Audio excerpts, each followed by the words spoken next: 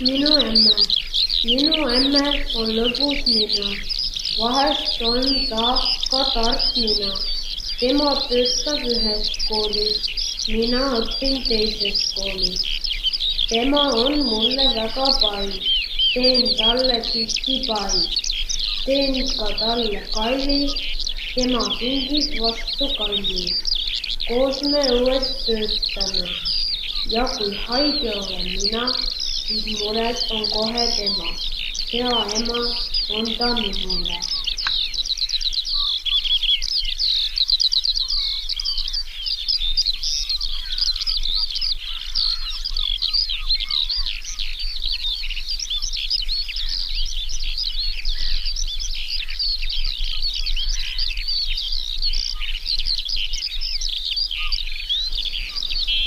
Minu kallis ema, tegin sulle plaati, et sa teaksid, kui armas, kallis, ilus ja hoolas sa oled.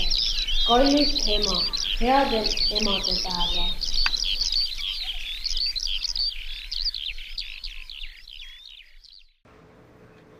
Mina ise, ma olen pikemat kasvu 10-aastane poiss, mu nägu on piklik ja nina kumer. Silmade värv on helehall, juuksed on mul helepruunid ja suu on mul selline, et talvel lähevad huuled katki.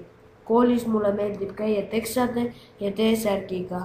Lemmikjalanõud on suvel tossud ja sandaalid ning salvel saapad. Mulle meeldib vaikus ja mulle ei maitse veiseliha koos hapukoore, sibula ja juustuga. Kui ma näiteks suurena tööd ei leia, võin hakata stilistiks, sest ma tunnen ära maitsekad ja maitsetud asjad. Kõige rohkem meeldib mulle voodis lugeda. Paulman.